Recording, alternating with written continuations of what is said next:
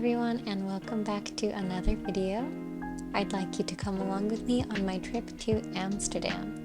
This was actually in the middle of my trip to Paris, which makes it the last of 3 of my travel videos from Europe, and the other 2 Paris videos are out as well, so please check those out.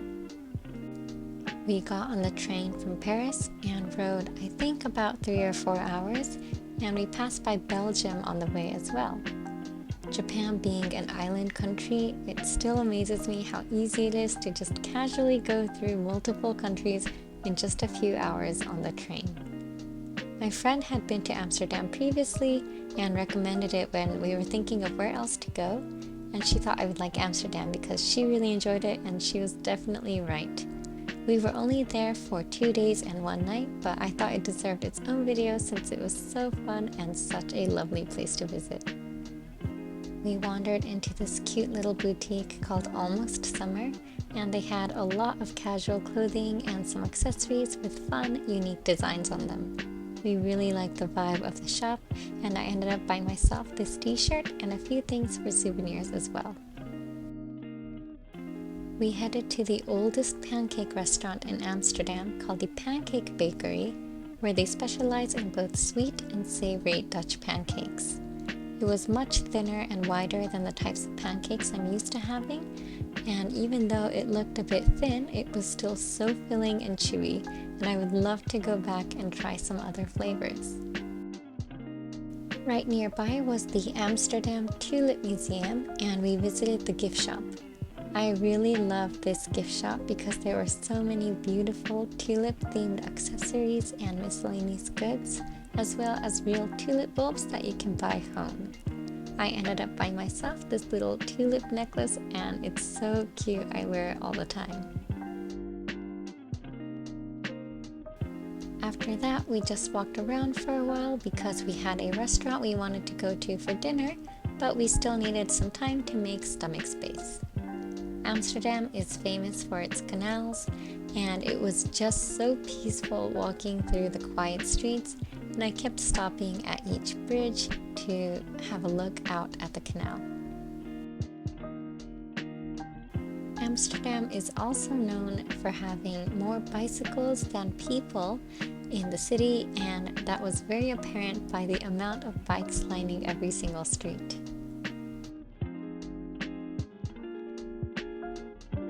For dinner, we wanted to try traditional Dutch food while we were there, so we decided to head to the pantry, and luckily we were able to get in before it got too busy. It was a small and cozy restaurant, and I already loved the friendly and welcoming atmosphere as soon as we stepped in.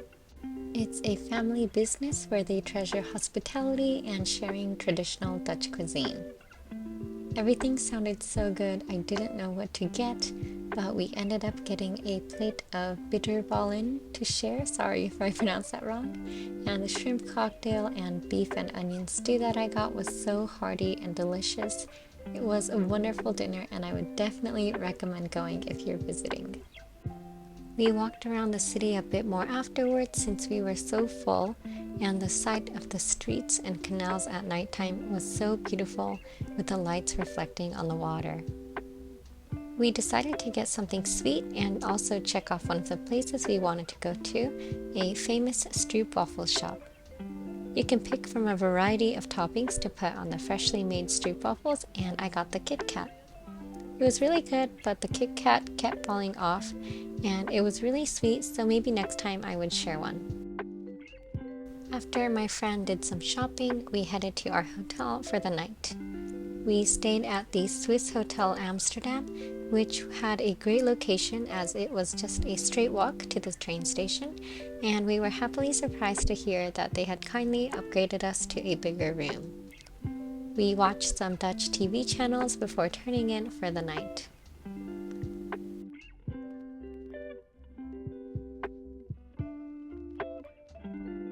It felt like we had just arrived, but it was already time for us to check out the next morning.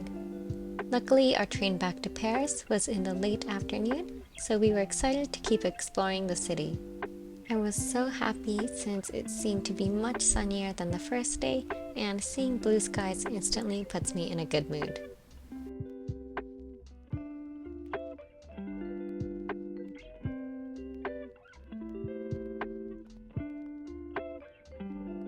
We headed to get brunch at Cafe Winkle 43. We got to sit at the terrace, and I loved sitting there just people watching. We ordered their famous apple pie, and it was filled with chunky apple pieces, and the crumbly cinnamon crust topped with whipped cream was amazing. I also got a toasted sandwich with mozzarella cheese and tomatoes because I am a sucker for anything pesto.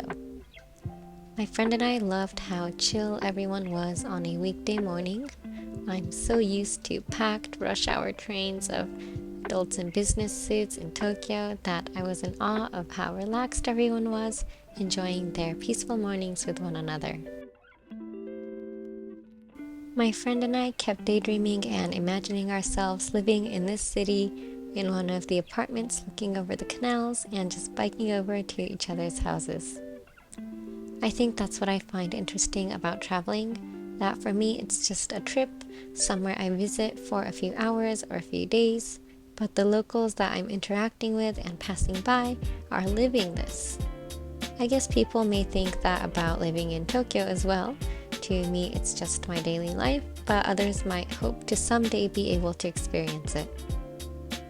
I always wish that we had multiple lives or can just stop time for a bit so I can see what's out there and just live different versions of me in different parts of the world, doing different hobbies and jobs. But I guess right now I'm very happy with where I am and the people I'm surrounded by, and I'm lucky to be able to get a glimpse of other places through travel. Anyway, for lunch we came to the Food Hallen, which is like a food court with various cuisines, and we decided to get more bitter ballen since we liked the one from dinner so much. And I also got a chicken tikka naan wrap, and my friend got a pulled pork sandwich. I especially liked this Thai coconut soup flavored bitter ballen. It was so good and unique. When my friend and I travel, it's basically just us getting food, switching between sweet and savory, so after some more walking, we decided we needed to get some gelato. We got the raspberry and apple crumble despite the fact that we had just eaten an apple pie a couple hours before. We found another little shop that had so many cute things, especially a ton of Miffy goods. Miffy is actually a character drawn by a Dutch artist, but it is extremely popular in Japan, and I'm a big fan as well since I have a pet bunny, and I was so tempted to get this Amsterdam patterned Miffy, but in the end I didn't, and I really regret it. I wish I had gotten it now. So if you go on a trip and there's something you want, I think you should just get it. We did, however, go into one of the many cheese stores in Amsterdam and ended up buying this basil and garlic cheese to bring back home. I was amazed at the amount of cheese we were surrounded by, and we really don't have shops like these in Japan, but now I really wish we did.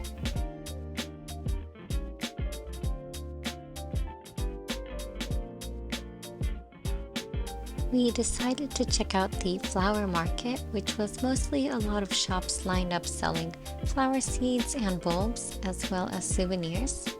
But we didn't have any plans to buy flower seeds, and personally I prefer buying more unique souvenirs like at the little boutiques that we had gone to, so we mostly just passed by. For our next snack we went to Fibo, if that's how it's pronounced, which is a fast food shop where you can get burgers and fried food from a vending machine. We got this fried beef and onion snack, which reminded me of Japanese menchikatsu, and it was actually a lot better than I had thought.